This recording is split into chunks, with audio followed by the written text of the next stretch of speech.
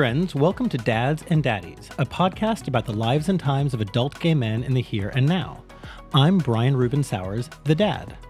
And I am Judson Morrow, the daddy. Hi, Judson. Dad, what is going on? Happy Pride. Happy Pride. Thank you so much. Wow, what a week. What a week. June is a ball buster.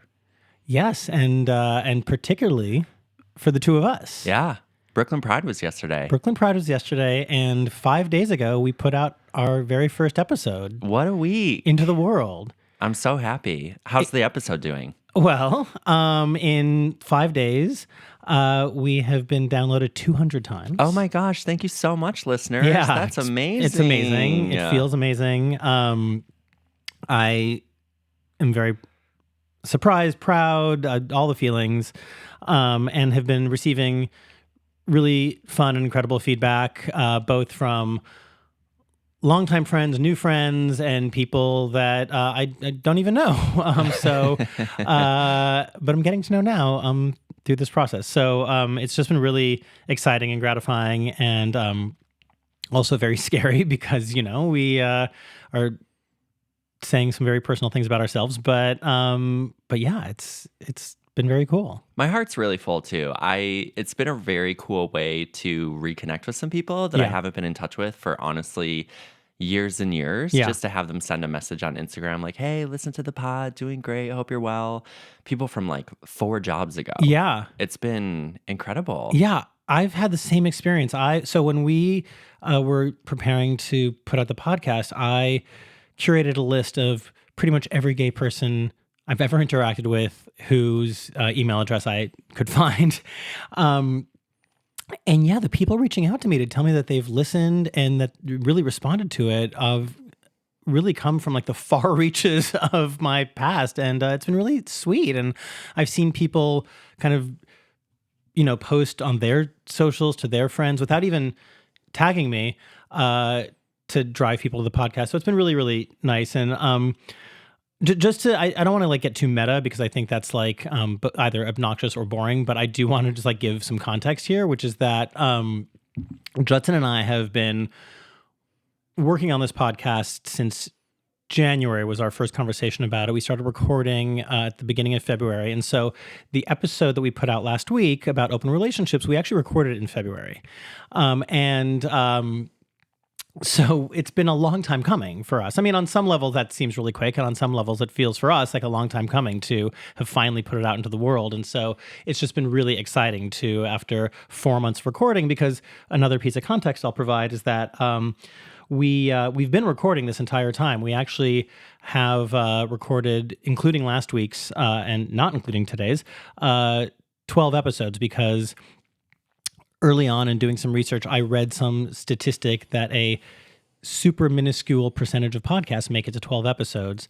That and that the most successful podcasts are released on a consistent basis so that listeners can rely on it. So it was important to me that Judson and I record 12 episodes before we put out even one. So, you know, over the coming weeks and months, if there's a week that Judson and I, for whatever reason, can't get together to record, we'll use one of those, what we're calling our banked episodes. So you'll hear us talk about those now and again. But we've been working on it anyway. The point is for 4 months now, and to finally have it out in the world and to be getting such a response, getting all these people listening and sending us like really thoughtful responses has been, super heartwarming. Like in August, you're going to hear me say, oh my God, Cowboy Carter dropped and it's amazing. Yes. And be like, Yes. What the fuck? Yes. Yeah, we are proactively asking for your forgiveness if and when we do drop those banked episodes and make references to pop culture moments that may have happened months before. But the wisdom does not change. You know, it would be awkward though, having released an episode about open relationships and then my coming on and saying, we've closed. We've since turned to monogamy in the meantime. Well, I will say, though, already I feel like we've had conversations in some of these banked episodes that, like, my perspective has maybe changed a little bit even since, just because of having spoken about it and then thought about it more, or Toby, my husband, having listened to the episode and providing a different perspective. So Nothing has changed radically, but yeah, I think that's going to happen. You also all will hear Judson's journey on and off and on and off the apps. I'm back on. Also, big reveal, because things do change Yes. in the interval. She's a side now. Is she a side? Are you a side now? Is that true? It's not completely, but I have rediscovered the joys of just making out and jacking off or kicking back and getting or giving head, which Right. I'm so into. Right. But I don't feel like we did a great job discussing that as an option in the positions episode. Right. So one of our banked episodes is about positions, meaning top, bottom, verse, etc. And neither of us at the time, which was only a few weeks ago, defined ourselves as a side. And so, yeah, you're right. We probably didn't go into that as much. And I think, like with all of our topics, I think they're all so broad, and we always finish our conversation saying that we didn't have time to go nearly deep enough, and we're going to want to come back to them anyway. So I think there's plenty of opportunity to talk about all the various activities one can enjoy in sex that is not topping or bottoming. We can edit as we go, but because this podcast is about the here and now, I would love to hear, Dad. Yeah. What was your favorite part of Brooklyn Pride? Oh my God. So yesterday was Brooklyn Pride. We're you all are listening to this on Tuesday or after, but we're recording this on Sunday, the day after Brooklyn Pride. And gosh, it was amazing. It was in the planning for so long.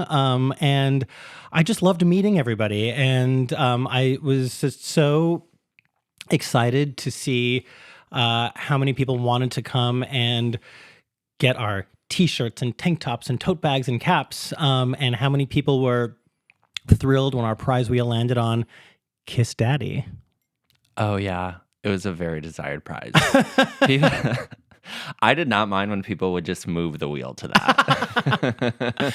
Also, the disgust with which lesbians would react when they got that, when they landed on that, I just thought, yeah, that's like super relatable. Yeah. Here's a t-shirt. But no, I mean, we got such nice feedback. People seemed genuinely excited for us, genuinely excited to meet us. And people kept coming back around saying that like the word on the street was that our merch was the merch to get. And so by the end of the day, the line at our booth was pretty incredible. And it was just, yeah, again, like really gratifying. This whole week has just been like really gratifying. I don't want this whole intro to sound just like the two of us patting ourselves on the back, but it's just been really exciting. And more than anything, I just want to feel grateful to all of you listening and supporting us and wanting to hear what we have to say. And I hope you continue on this journey with us. I mean, to be fair, location. Yes. We were directly across the street from Gotham Cheer. Yes. Shout out to Gotham Cheer. Yes. Y'all are beautiful and talented and amazing. And it would just draw a crowd. Yes. So we would just tap on people's shoulders like, hey, turn around. We were also next to, shout out to our gal, Ashley, next to a wind power table, which isn't that sexy. So, I mean, even she was like, you guys are killing it. I'm like, oh, you're not kissing the people who want wind power? They were smart. They were giving away bottles of water, so they also attracted a big crowd. Yeah, it was just an amazing day. The weather could not have been more beautiful. So, as you said, proof that God loves gays. God loves the gays. He gave us 82 degrees and sunny. It couldn't have been more perfect. Or she, or they. Yes. However you define your God. Yes. Yeah, no, it was a really perfect day. Have you gotten any, I don't know, I was going to ask, I got a response from some of my straight friends who've been listening to the podcast, who have expressed that they've been learning a lot. There's a lot that we have that we covered in our first episode that one person described as blowing their mind, but another just told me that they had to Google a number of terms that you and I just use that I know most of our listeners also are very accustomed to. But I thought it was interesting that she said she had to Google PrEP, doxypep. I think she said sniffles, but she meant sniffies. She wanted to know. That's what my phone autocorrects it to all the time. And I'm like, I don't need the fucking definition to sniffles. Thank you. Generally wanted to know what the apps were, or if we were talking about anything beyond Grindr, which, when we use the term the apps, we're talking Grindr, Scruff, and Sniffies for the most part, although there are obviously more. There were a couple names that we referenced that she looked up. I thought that was interesting. Did you get any reactions from... I mean, there's in-grouping vocabulary that I think we take for granted. Yes. Because we're part of the group. We're in the know. We use all these phrases. But I mean, I've even learned things on the podcast. Like you taught me compersion. Yes. My reaction from straight people has largely been, it's just people that I've known forever, including some family members who are expressing just like extreme pride. Yeah. And just how nice it is to hear my voice. Like they feel connected, even though it's static, like it's recorded and then they hear it. We're not having a conversation. You and I are. But they were just kind of overjoyed that it's a thing that I'm doing. Yeah. It was really sweet. No one asked me for definitions, maybe because they already know or they're too embarrassed to ask. But I'm always here with answers. Yes. And that's why we're here, for your answers. Thank you. Yours too. I will say this though, before we step away from the pride conversation, I do want to give a shout out because I had a mentality shift. I want to give a shout out to the New York Police Department.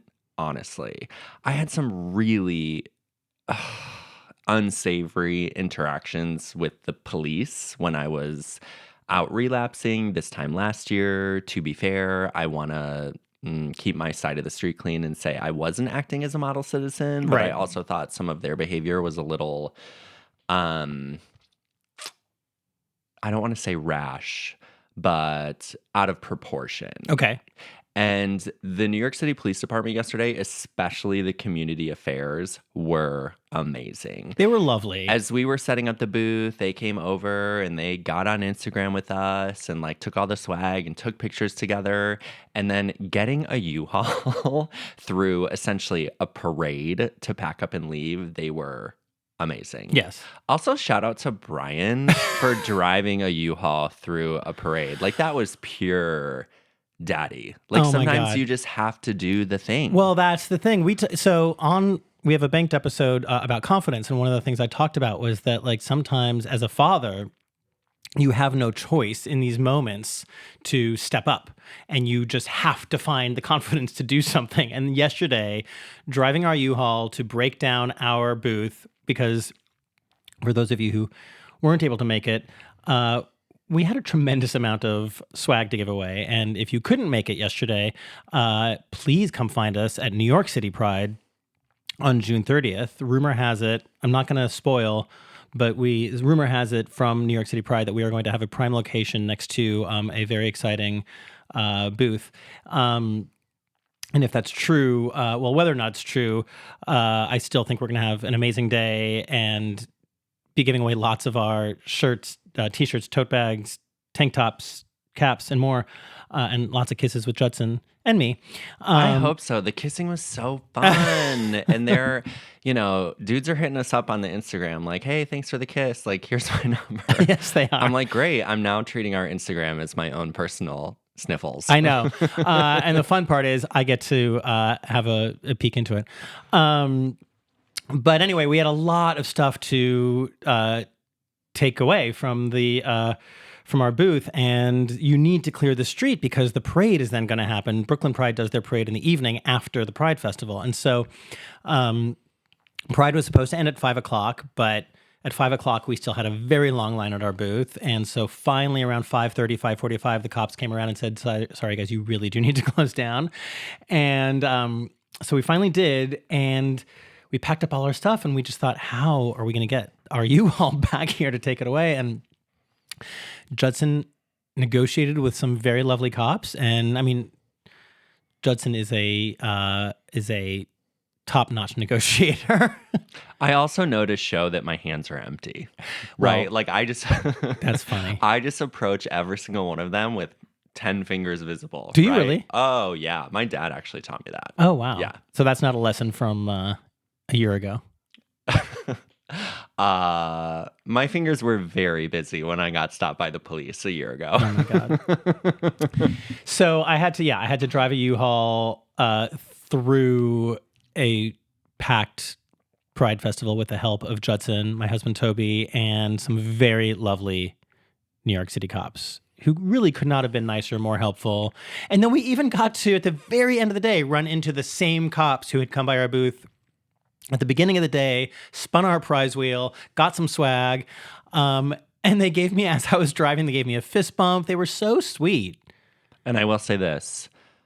Officer Alvarez, the one who is directing traffic at 4th Avenue and 5th Street, I don't know what your contract is with your partner, but if you listen to this podcast, please DM us. I would like to show you my gratitude. Oof, what a babe. There were some, yeah.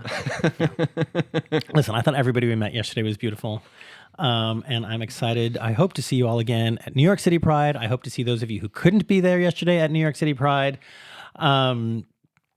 And the other thing is that for those of you who were there yesterday and saw all of the amazing people helping us at our booth, we need all that kind of help and more for New York City Pride. So if you have interest in hanging out at our booth for a little bit and wearing one of our shirts and helping people to come over and follow us on Instagram so that they can get a turn at the prize wheel, please DM us and let us know. And we have a volunteer schedule we would like to fill out. If you're shy, but feel like you really crush it when you have a reason to be speaking with people like I do, it's hard for me to just be like, oh, the reason I'm talking to you is because you're a fucking babe. But to just approach whoever to talk about the podcast, come hang out. We'll have water, we'll have snacks, we'll take care of your lunch. It was so, so fun. And our husbands and our friends really Oh, yeah. I can't believe we made it 17 minutes into this without acknowledging our husbands were superstars yesterday. Yours referred to mine as Brooklyn Pride's comet. He shone so bright and then he faded fast. I looked at my husband at 4:45 and I could tell he was fucking over it. I walked up to you at one point and I said, please let Bruce know he can go home. But he was a star. He really was. He's very good at okay, spin, move, spin, move. No, and he made sure that every one of those people was an Instagram follower before they spun. And then Toby was amazing as well. I mean, the fact, and we're going to get into this in our topic today, but the fact that there were not even the most minor of spats, between us and our husbands, they were just so supportive and had the best attitude. And as did all of our friends who came and helped out yesterday. You guys were all amazing, entirely appreciated. And what I can tell the rest of you is that everybody reported that they had an amazing time. And even we had our first volunteer of the day stayed with us well past what he signed up for. We had other volunteers later in the day who stayed with us for a while, went to go walk the festival, and then came back because they were having much more fun working our booth than walking the festival. So I think the reviews are in that it was a really fun experience if anybody wants that for June 30th. Because you're not just navigating the crowd, frowning at people. You get to own a space and have fun. Admittedly, it was probably my favorite Pride, honestly. Yeah. Just because I felt like I had a reason to be there. Yeah. We met so many people. Yeah. If you want to be at Pride and actually meet other queer people, come hang out with us. Yeah, That'd be Toby amazing. said, my husband said that he loved that it kind of forced him into flirtations with people and conversations and just have really putting himself out there. Because like you said, yeah, it's easier just to walk through and take it all in and maybe not even have a smile on your face. But this really forced us all to have a great time. Agreed. We're going to take a break. And when we come back, we will talk about this week's topic, which is fighting fair.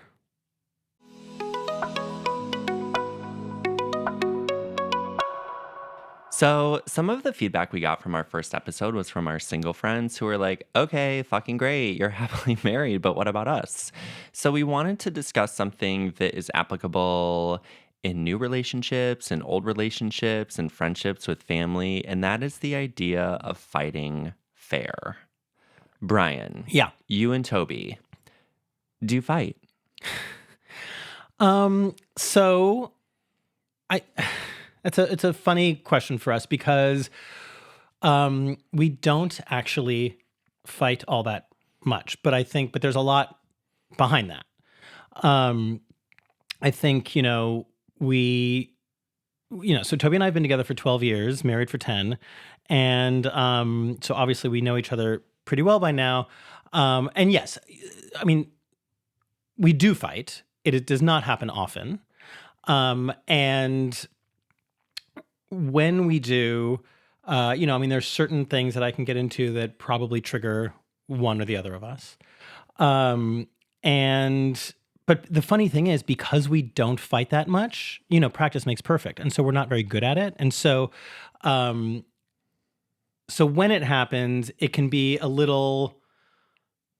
We can each try to be a little mean at the start, but then we eventually, and by eventually I mean within a few minutes, really, we're pretty good at like expressing exactly what we are feeling, uh, realizing that we are probably both in the wrong because typically I think that's true of most There's fights. always two sides. And I mean, more than two. Yeah, well, yeah. Listen, in the end, we know that we love each other and we know that we trust each other. To my mind, trust is, very important. I Toby and I are very fortunate in that we found a really deep trust in each other kind of organically very early on. And I mentioned this on last week's episode that I always assumed I would be a jealous person and not somebody who could be in an open relationship. But somehow we have such a deep trust. We just know that our love is true and longstanding, and that so just like I'm also very fortunate at work. I'm a founder of the company that I'm at, and so if I fuck something up, my brain does not go to a job security fear, and if I fuck something up in the relationship, my brain does not go to a relationship ending fear. And I think that with that fear removed, it's easier just to like navigate a moment and realize like, okay, we fucked up. We each hurt each other's feelings. We did this thing that either we, know bothers the other one, or we were thoughtless for a moment, whatever it was.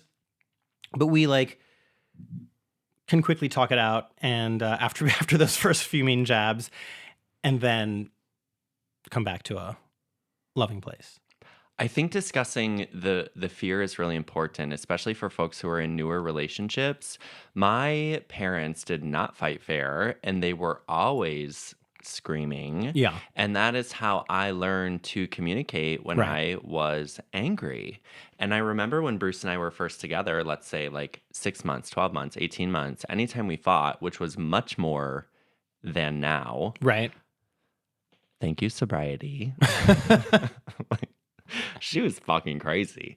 I would wig out, right? Like I would get so mad and then know that it was over. And I think what that exacerbated was, okay, this is over. He's decided it's over. So I'm just going to force him into making it over, right? Like we would fight and then I would just poke at it as this sort of self-destruction.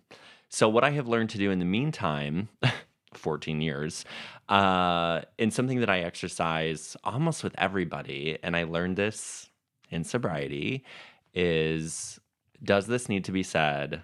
Does this need to be said by me? Does this need to be said by me right now? Yeah. And I understand it's very hard to walk through. I mean, that's only 5 seconds of thinking, but sometimes your adrenaline is so high Oh, from yeah. anger, it just gets blocked out. So, how do you keep yourself? I know that you said like we get a little mean.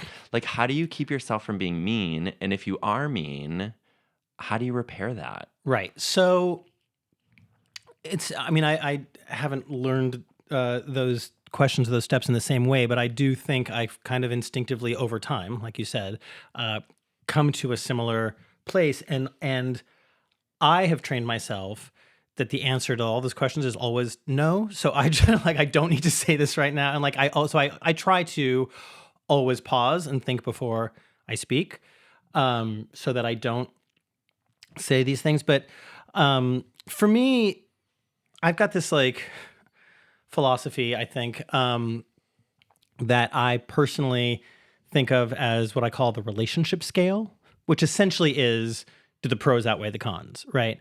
And so, and as long as they do, and I'm not like lying to myself to convince myself that they are, but they like genuinely do, then just to let something wash off my back. I feel like one has to kind of practice that enough so that it becomes instinctive. And so, so the little things, I just don't even let them get to me, because of course we each have qualities that annoy the other one or trigger the other one or even really can hurt the other one.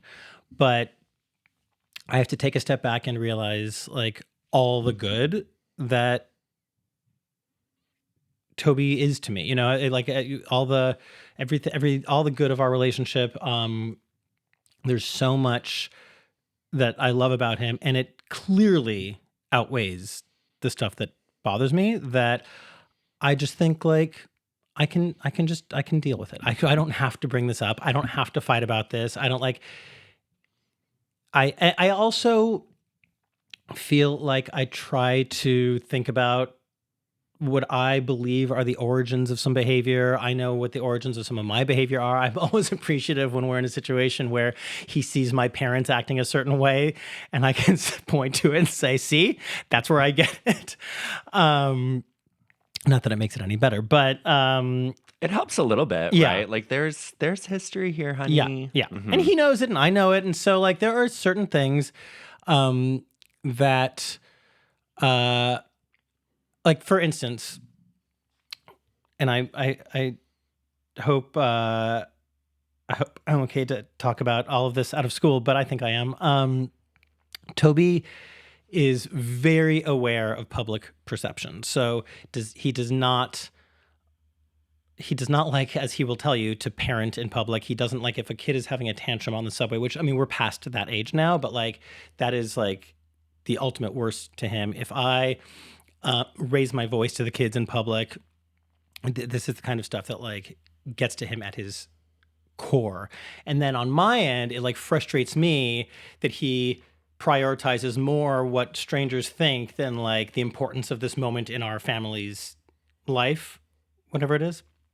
But I also know that he was raised by a father who also similarly was very concerned about public perception. And I think probably grew up in an environment where, the family was constantly getting scolded for things that were potentially embarrassing. And so I just try to like, I understand who he is, where he's coming from. And like, I'm not going to change like the root of where he's coming from. And there's so much that's great about our relationship that I'm going to allow him like this thing. You have, excuse me, you two as parents have this added, I don't know, branch of things that you could be arguing about. And that is like how the other one parents. Yes. Bruce and I don't have kids. I've often made the joke, I'm glad we don't have kids because I would want them to make art and cut hair and you would want them to go to fucking Stanford. Right? And everything is just kind of like a trickle down from there. So in the moments where you do parent in public and that embarrasses him, like how, when, and where is that reconciled? I mean, listen, the other thing about this like relationship scale is I also have to realize that like I'm not always in the right. And I think the reason that Toby and I make such a good couple is that we do balance each other out a lot, and that there are qualities of mine that have been maybe uncomfortable for him at the beginning.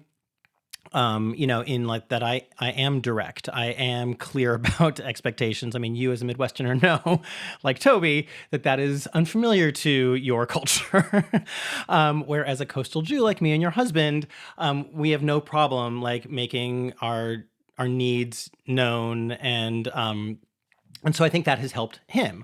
On the same level, he has, I think, smoothed me out a little bit and made me like a much more Zen person, and realize that like going with the flow can also work, and that there are like multiple solutions to a problem. And, so, um, in those moments, I will likely take his feedback. And unless I mean, I can't think of a circumstance right now, but unless for whatever reason, like I vehemently disagree and I feel like I need to like continue in this, like, if I'm really scolding my child and I can't, for whatever reason, change tack, but I can't, again, like I said, think of a example.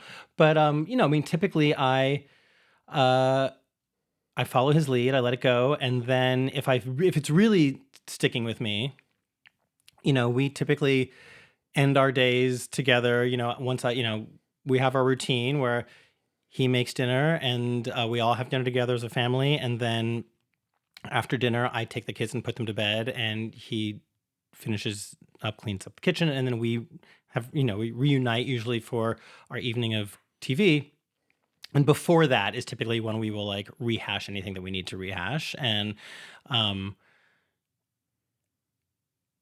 by then, hopefully enough time has passed that I can like address it calmly, or he can address it calmly. He's typically not one to initiate, very early on in our relationship, he said to me, I don't cuddle and I don't talk about my feelings. And I said like, well, I'm going to force you to do both. And so, if one of us can tell that the other one has something on their minds, we might try to pry it out. Usually I'm the prior, but if I'm feeling cold for some reason, he's now learned to pry it out of me too.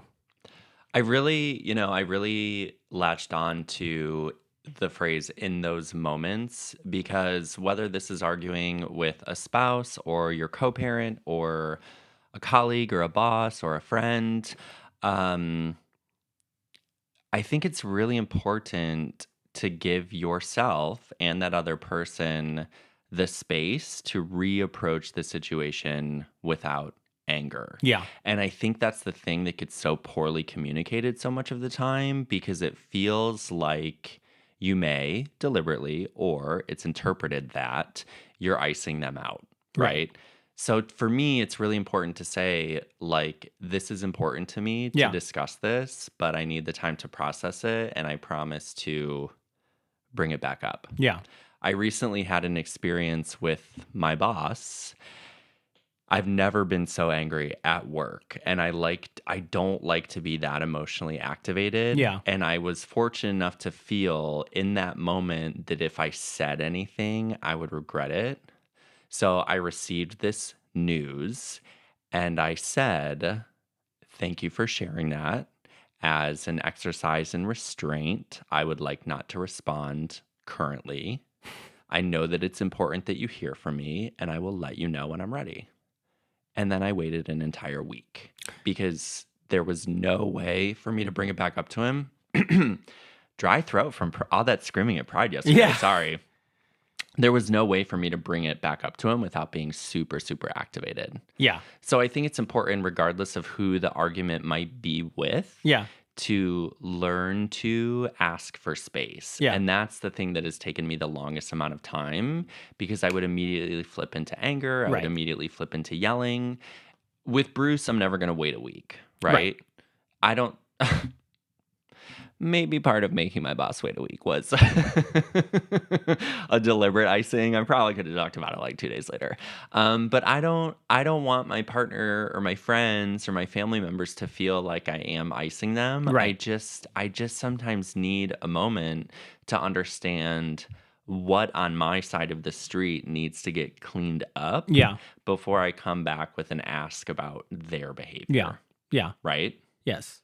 I agree. Taking the time, and I think that's typically our process, is that if when we are angry with each other, we typically just go quiet. And for the most part, those quiet moments last all of 5 to 10 minutes. Like we'll realize like, okay, you're pissing me off, I'm pissing you off. We're going to like mutter to ourselves under our breaths so the other person knows we're pissed off. We're going to walk away from each other. And then we typically just then pretend it didn't happen for the most part. Healthy. But it's not, yeah. If it's serious, then it comes back up. But if it's like, a small infraction, then like there's no reason to like. I think that's another thing too. Is there is. Actually do think it's healthy to some degree just to let some of these things go. I don't think you need to actually rehash every last little thing. I think that's unfair also in terms of fighting fair. Like if you're going to like have to talk through every infraction, I think part of being fair is realizing that we are going to piss each other off sometimes and it doesn't have to then become a thing. Especially as cohabitators, I am frequently aware that when my feelings are bubbling up, it has so little to do with who my husband is as a person and everything to do with the fact that he's just any person in my space. Right? It's like, this is not about you. Like anyone in this space and time would be annoying me. Right. Because I just need quiet. Like I just need peace. Yes, that definitely happens. Yes. Yeah.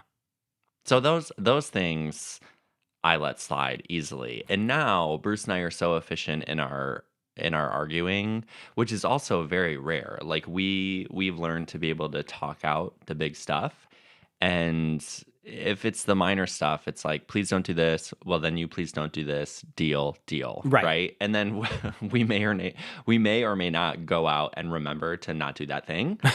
But at least we both got it on the table. Yes. When it comes to the big stuff, we always say like real arguments, like the big blockers are sex, family, and money. Like those are the three things that for us present the biggest obstacles. So I think in your most meaningful relationships, it's kind of important to identify like where you get the most activated. Right.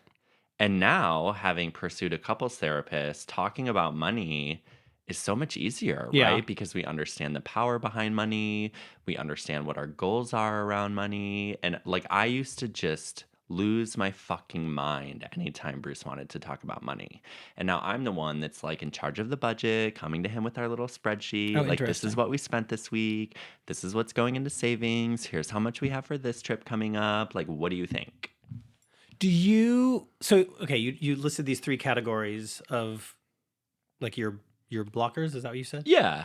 Or the biggest things that are going to pull out arguments as opposed to just like, you load the dishwasher like a raccoon on meth. Which is true.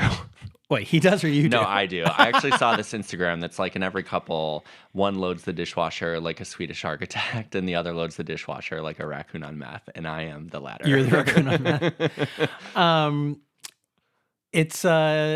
So it's funny because for us, as I've told you, Judson is a friend, and I'm separately from this podcast, I'm also working on a book about marriage and parenting.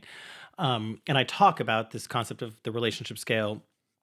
But I also talk about kind of what our biggest triggers are, but what are my triggers? What triggers me about Toby's behavior are not necessarily the same. Like it sounds like you and Bruce have like determined there's these like three categories. We know what bugs us. Yeah. But I feel like I know what bugs us, but they're not necessarily overlapping, if that makes sense. Understood. What are they then? So in working on this book, I asked him to tell me what your three biggest triggers are about me, and so that I want to represent him fairly when I'm writing this. So his first is that,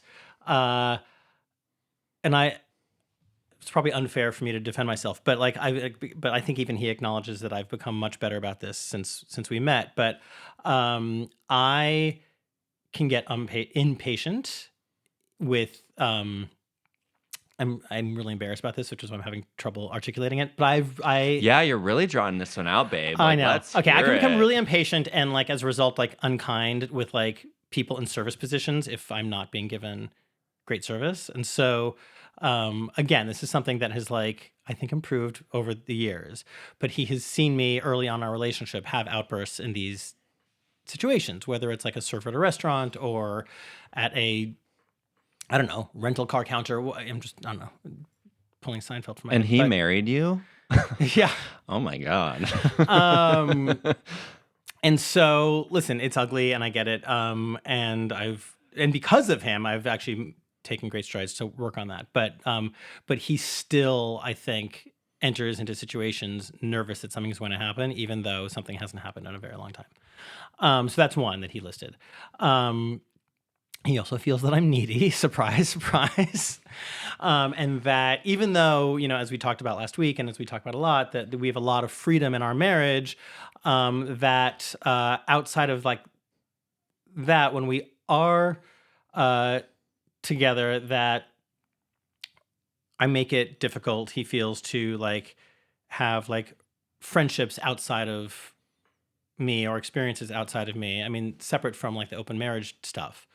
And then his third was that he feels that I close off the family from certain experiences or opportunities because I'm not a particularly adventurous person when it comes to like anything athletic.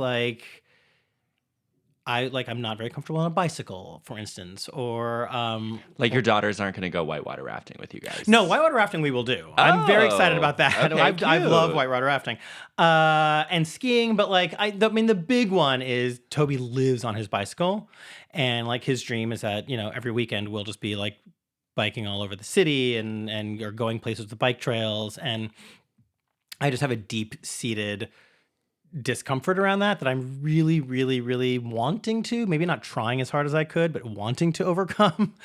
And I'm just having a hard time with that. So I think when he says that, he's largely thinking about all of us getting on a bike. But that, yeah, there are just things that I can get a little timid about. So those were the three that when I asked him to list out what his triggers about me are, those are what he listed. This was also a year or so ago. To be fair, biking in the city is a different beast. Like, I think if you got some bikes and went upstate, it would be amazing.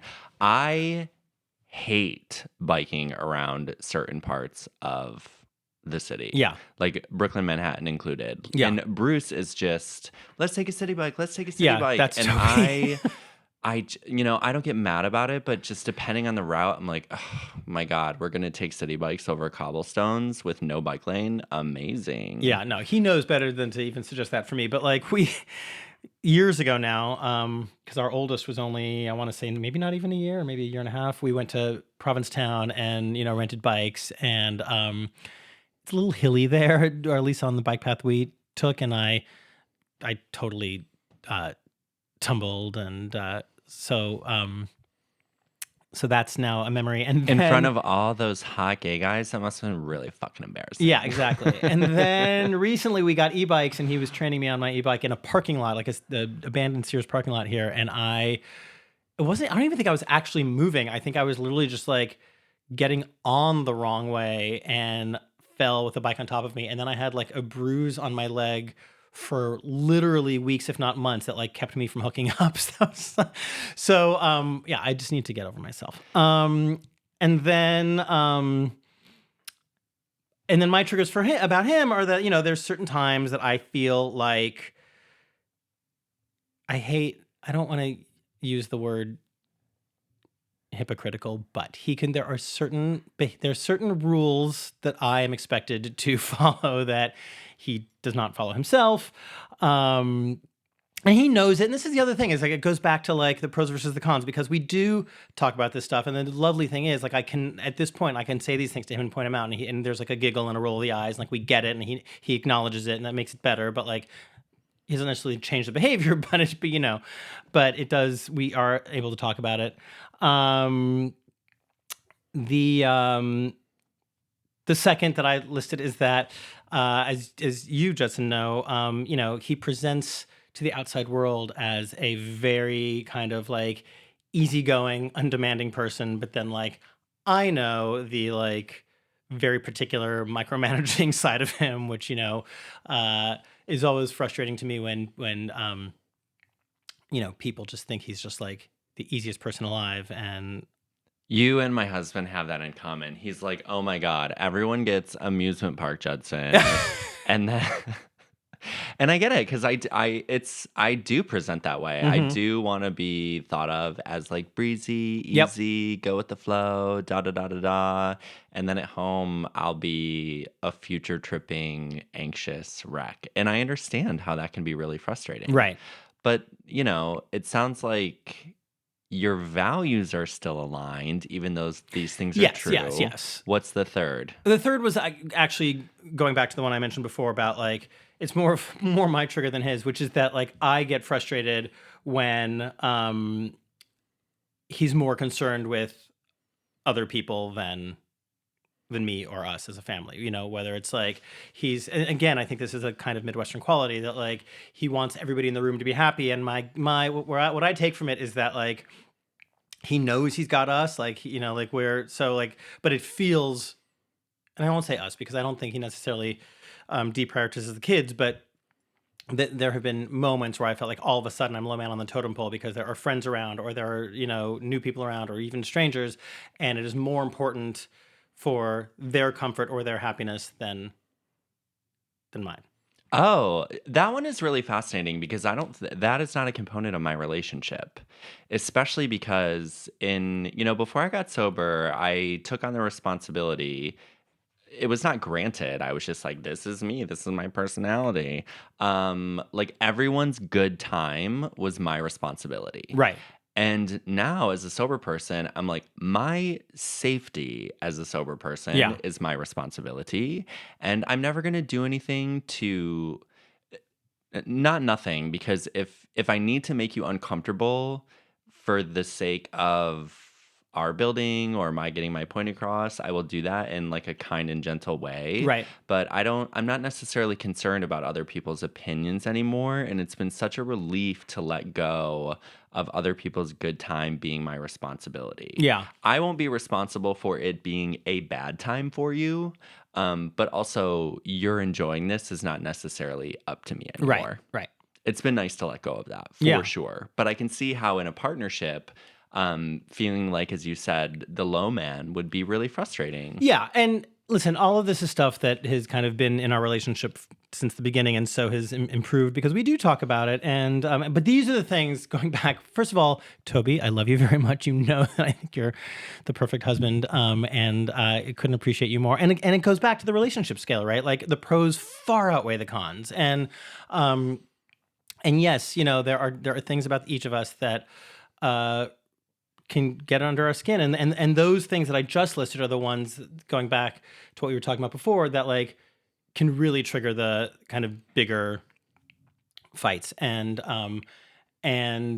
so what those fights look like is typically, um we might say something in the moment, and sometimes those like in the moment things we say are not very nice because we exaggerate, we make them seem like they're much bigger than they are, that they're more constant than they are, they're more serious than they are, just because like in the moment, like using things like, oh, always, or like you always do this, or like, and or you've been making me feel this way for so long. I don't know, we just Yeah, these qualifiers. yeah. Yeah. um and then we typically then have a cooling off period where we just like ignore each other for a while with like scowls.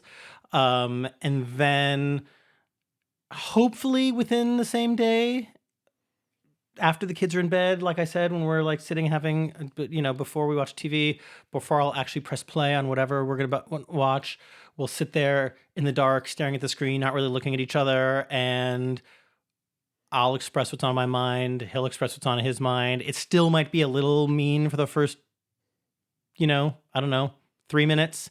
And then eventually we'll both start to feel bad about hurting the other person, and probably not entirely give up our stance, but apologize enough, and then come to a place where we're both saying like, well, listen, like, I love you. I don't mean to hurt you. This is, and we'll both realize where we were wrong, where we were right, and move on to whatever episode of The Real Housewives we're watching that night, which usually helps us get back into a better mood. I mean, I've also arrived at a point, and this goes back to having taken the fear out. Like, you're not scared you're gonna lose your job. You're not scared you're gonna lose the I friend. think You're it's so not scared you're important. gonna lose the partnership. Like, once that fear is gone, I think you can more quickly move into this like conciliatory mindset of like, what is the point here? Right. Like, this anger feels so indignant and self-righteous, and we're ultimately going to be together, or I'm ultimately going to keep this job. Right. So like my goal, while still, and I love what you said, like you don't abandon your position, Right. but you massage the situation enough to say like that I still think this, Right. but I'm also sorry that I hurt your Yes. feelings. In it's like the message, not the mode, right? Right. Like, I still believe what I said to be true, but I didn't need to frame it with your being an asshole to get, Right. to get that point Right. across. And I'll say this too, like, the meanest things that Bruce has ever said to me, and I will say this, I love you, honey. Like, I love this man so deeply, and I just hate the discord and the Yeah. disharmony, and we try to move quickly into a space of ease and communication. But the meanest things he's ever said to me, they live in my brain and they live in my heart, but they don't carry hurt anymore. Yeah. They don't carry resentment. I think it's just like a scar that if you touch it, like it's visible, but it like Right. doesn't have pain attached to it. Especially because if I examine my behavior at the time that these things came up, I totally, totally, totally get why he felt that Yeah. way. Exactly. And Yeah. it also has been like a good justification for changing my behavior and being able to look back and be like, I'm so glad for me, Judson, I'm not that way Right. anymore. Right. Yeah. And since then, it's come up in conversation. Like, I'm sorry I said this. I still think about this. And it's like, well, babe, I think about that too, but you also weren't wrong. Right. You were pushed to the flame. Yeah. Right. So you shouted. It's cool. Yeah. But yeah, I like that our relationship is harmonious for the most part, and that we can get through things pretty quickly. Yeah. With the caveat, it's not even a caveat; it's like a rule. We don't go radio silent Yeah. for safety. Like, if we get into it and one of us leaves the house, you have to report back to the other one that you're okay. Like, hey, like, we just won't go an entire day without communication. Right. We will when things are good because we're just super busy, Sure. right? Like, I'm at work, he's on an errand, I'm in a hookup, blah, blah, blah, blah, blah. But like, if it gets heated and we physically separate, we still have to hear from each other. Yeah. No, that's a because great it's rule. Yeah. so mean Yes. not to know. Yes. So I think if I were to give like any piece of advice, regardless of who you're fighting with, like, please still check in and Yeah. just let them know you're not ready to discuss it, but you care enough about the relationship or the outcome that time is coming. Yeah. But yeah, we don't ice, we don't disappear. Right. Do you go to bed angry? There's this like, this. Never at him. Almost ever. Like, I know that people have that in their like wedding Right. speeches, like, don't go to bed angry. Right. That's why I ask. Yeah. I can't think of a time recently where I did. I go to bed upset about stuff. Yeah. Like, but more about work or like my to-do list that I'm tripping over. Sure. No, but I mean or- specifically like in a fight with your husband. I don't think so. Yeah. We have. And if he goes to bed mad at me, it's only going to get worse in the night because I fucking snore. No, we have. I mean, there's even been nights where we've been so angry that we've decided to sleep in a separate room, but like that's few and far between. And again, it's just like, and I can't remember what those fights were about. It's been a while. And even if we don't go that extreme, there have been nights where we've gone to bed, like we won't say goodnight, we won't say I love you, which we say every night. And it's usually one or the other of us trying to make a point that I'm still mad. But again, it's just like whatever got us mad, like still needed a longer cooling off period than those like 5 to 10 minutes that like where we just go into separate rooms and do what we're doing until we have to interact again. I mean, the thing about our partnership is that, of course, we have a mutual job in parenting these children. So we don't have the option to not come back and like communicate together. And so that often just like forces us back into communication. And so I always know that like, well, even if we sleep in a separate room, which again, it's probably been a couple of years since that's happened. It certainly has not been a couple of years since we've gone to bed angry and not said good night and I love you. But again, even that's infrequent. But when we do, I know that I just have to hear the tone in his voice. He just has the tone in mine. The next time we have to interact about something the kids need, and then I'll know if we're good. And usually by that next interaction, we are. We just needed a little bit of extra cooling off time that did not time out well with bedtime. That's so interesting too, because it's just like, fuck you, but like we got to parent these kids, right? Like you have to put your feelings for your partner aside to make sure your kids have what they need. Yeah. And my impression of the way that like your children don't. I was scared of my parents, right? Like I was scared of my parents. Yeah, we wish our kids were slightly more scared of us. Yeah, you're softies.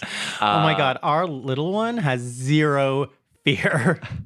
Well, is it too late? Oh my God, she's only 5. Oh my God, you can turn it around. You can tell my older one something, and she will do what you tell her.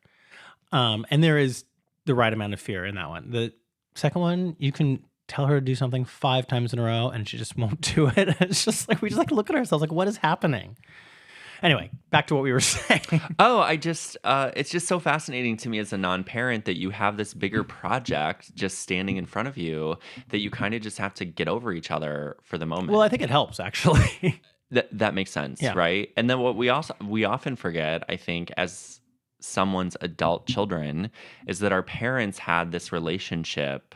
Like my parents' relationship fucking baffles me. I just don't get it. Yeah. But they had this relationship long before we were ever in the picture. Right. And now, as their adult children who haven't lived in their home for me, it's going on almost 25 years. Yeah. They still have each other. Yeah. But they still, I get super anxious to call home because they just like always fight on the phone. Oh. Yeah. My parents are not together anymore, so I don't have that experience. You're like, they figured it out. Yeah, they left each other. Sometimes the differences are irreconcilable and you break up. But not having the fear that this is like world ending. It did happen to me when I lapsed last summer because my husband perceived it as a betrayal. Yeah. So even in an open relationship where we can have sex with other people, right, you can still deeply, deeply wound someone. Oh yeah, there's so many forms of betrayal by lying to them, and I wasn't sure if my marriage was going to survive it. Yeah. But I knew that whatever was ahead of me. And it was at the time a huge question mark. I needed to get and stay sober to get through that. Yeah. And I'm so grateful we were able to reconcile. It was a very slow and very hurtful process. Wow. And that was the last time we really fought. Yeah. And the fighting wasn't the yelling. It was like the silence in the space. It's worse. It was so hard. Yeah. And I don't think he was doing it. Actually, I know he wasn't doing this to punish me. He just didn't want to fucking deal with it. It had been so much. Right. So it ebbs and flows, and we haven't returned to a space even remotely close to that. But I get how things can only bend so far. Yeah. Yeah. I just found out this a few nights ago. When was it? Thursday night. That my husband had been keeping something from me for a month or so. That I'm not going to reveal what the secret was because it's pretty intimate. But and nothing to do with sex, nothing to do with our open marriage or anything like that. But something that like he knew I would have feelings about that he was keeping from me. And I was, maybe he was smart because I was less upset about the thing that he was keeping from me than the fact that he kept it from me. Always. Yeah. That's always how it is. It's like, I don't even care about the thing. I care that you lied or lied by omission or some combination of the two. And, but again, like I've made, I don't mean to keep like, branding this thing, but like, I've made this relationship scale, this weighing of pros versus cons so instinctive that like even that I was like, I get why he did it. I know that there was like some embarrassment there, some like it was something that he really wanted for himself that I have feelings about and necessarily didn't necessarily want for him, but it's not entirely my place to say anyway. Um, and so I mean, so you know, I very quickly like I understood what happened, why it had happened. I understood that I had my role and why he wasn't comfortable talking to me about it. And again, I know that this man is like he's my happiness, he's my safety, he's my comfort, he's an incredible father. Like all these things are just like so true and real that I just like they always are there and counteract even these moments of like that I think could be like huge fights or even a relationship ending for other people. Like I think that like we've gotten to a really good place of like I just the pros outweigh the cons. We've been going on about this for a while, and I also want to tell our listeners who hopefully have stuck with us through this conversation that next week we plan to bring you an episode we taped just a few weeks ago about the apps, Grinder, Scruff, Sniffies, Sniffles, Called Sniffles. and I think you will all really enjoy that. In the meantime, we're going to take a break and come back with a Go Ask Your Dad question for the week.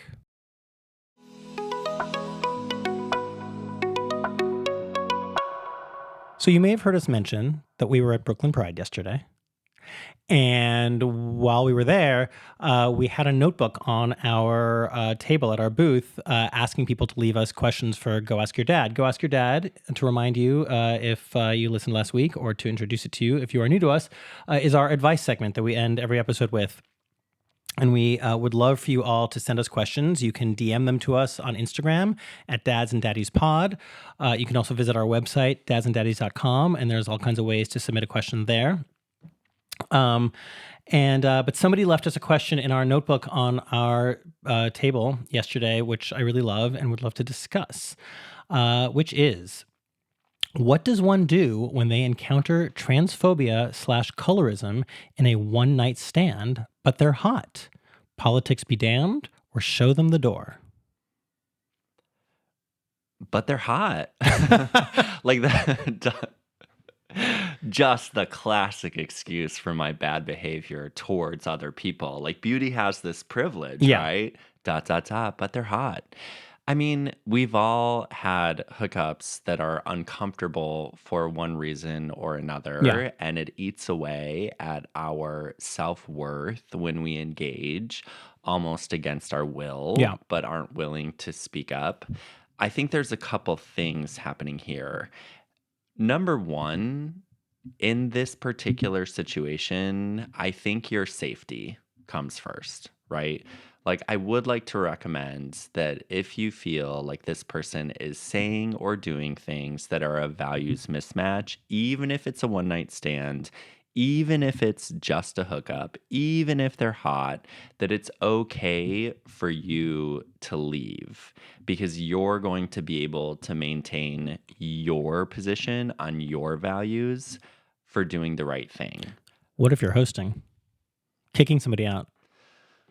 Whew, that's a great question. I think it's important to get them to go, and there is a way to do it politely. I think it's as easy as saying like, "Hey, you know what? I'm a little uncomfortable. I think I'm going to call it. I would like for you to leave." Yeah. Or like some variation of that. I know that it's hard Yeah. in the moment. I just want you to be able to walk away from this situation. The question that is like really hurts me, which I don't know how to answer, is like, is this a moment to educate? Right. That's a great question. Again, for me, it comes back to safety. Do you know? I mean, if you feel like there's an opportunity there and without sacrificing your safety or compromising your safety, then maybe. Because if it is just about getting a rude comment back, then, you know, it might be worth it, to at least plant that seed. But if, I mean, not that it feels good to get a rude comment or to get into a little bit of a fight like that, but But yeah, I mean, if there is an opportunity to educate, I mean, I think it's all of our responsibility to plant that seed when we can. Again, not at the expense of your safety.